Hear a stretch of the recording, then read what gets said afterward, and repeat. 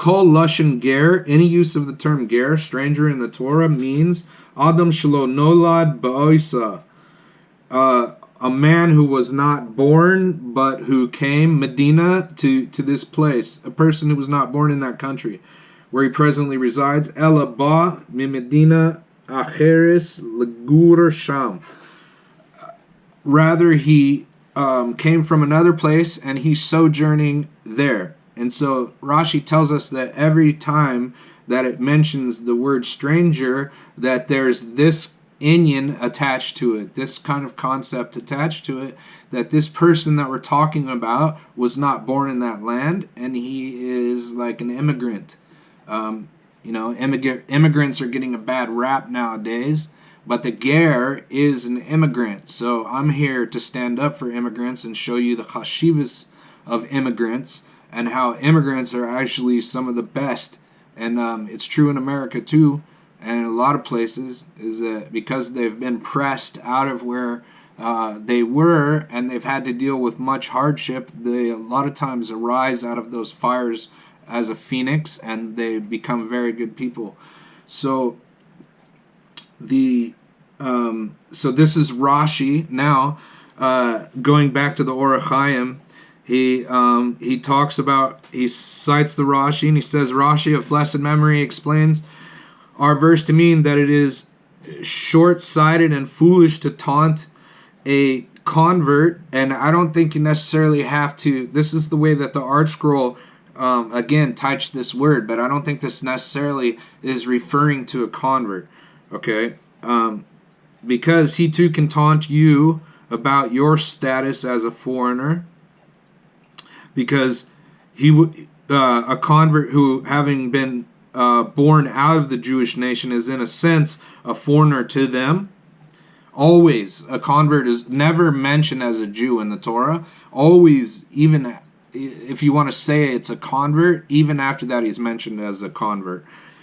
So, for you were foreigners in Egypt. So, again, he brings up the idea that now it works both for the non-Jewish convert and the Ger Tzedek, right? Because they were both from not born Jewish, and that's the point. So it doesn't have to be convert. It could also be the foreigner, just the one who's sojourning in your land, right? So he brings up another commentary by the Ibn Ezra. Rabbi Avraham Ibn Ezra explains that the Torah is actually referring to non-Jews who have rejected idolatry and are living in Eretz Yisrael. And the Torah appeals to each Jew's sense of empathy and says, remember that when you were in Egypt, you were a defenseless foreigner just like him. So do not mistreat him. Now this is very relevant, because I think they're getting ready to deport, 10,000 African refugees. I'm sure I'm not getting the numbers right, but it's relevant for current events. It's what is going on in Israel. Heard on the radio, there's people on both sides. What is the Or HaChaim saying about it? I think it's very relevant, right? So then he brings up the Ramban, Nachmanides, and he says Ramban rejects both of these approaches, and I don't necessarily think he rejects them, and explains that Hashem here warns against oppressing converts who are often downtrodden because they have no family or homeland. For you should know that Hashem will hear the cries of the downtrodden, will punish those who oppress them, just as he heard your cries when you were oppressed in Egypt. Okay, so this is very significant. One is because the pasuk, the way they typed it out, first of all, it says don't lo sone v'ger lo sone v'lo sichaltzenu ki gerim hayisim be'eretz Mitzrayim. Okay, but in the English they want to type that out as you shall not abuse. This is how it is in the Art Scroll Chumash. A stranger. Okay, so that's the first mention of the ger. They're going to type it out as a stranger. And you shall not oppress him, for you were strangers in the land of Egypt. So the art scroll is typing it out according to which opinion? According to the opinion of Ibn Ezra, right? Because he's mentioning it as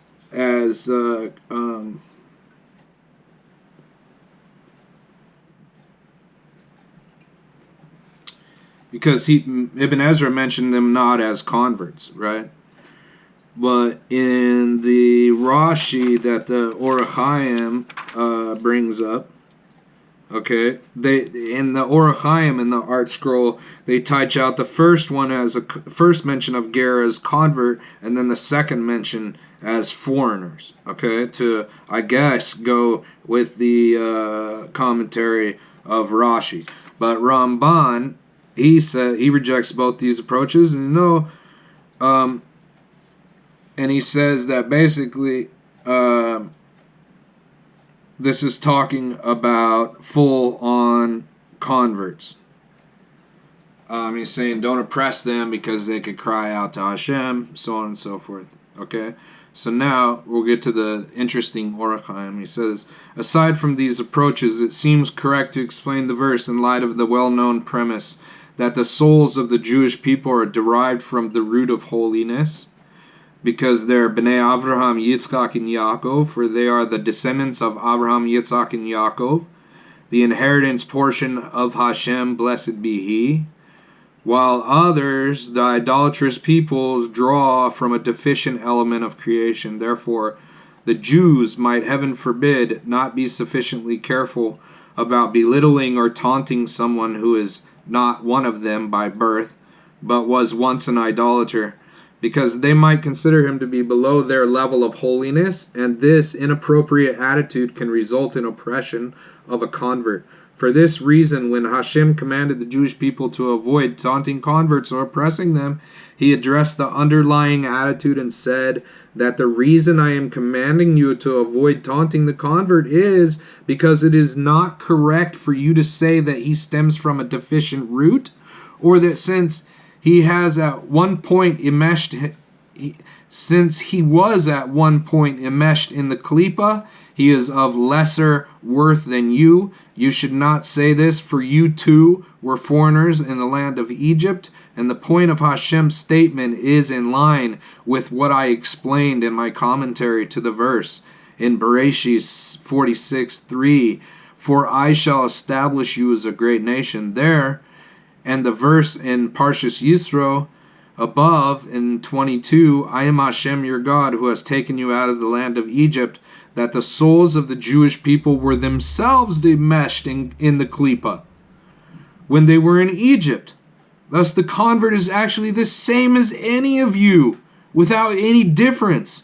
Your souls, like his, were formerly enmeshed in the klipa, but are now attached to the root of holiness. Therefore, you should not taunt him or oppress him, because you have no justification at all for any sense of superiority over him. Now, I've noticed something very interesting, especially here in the area that I live. There's a teaching based upon the Tanya, chapter 2, a misunderstanding of the Tanya, that Jews have a nefesh elokis, a godly soul,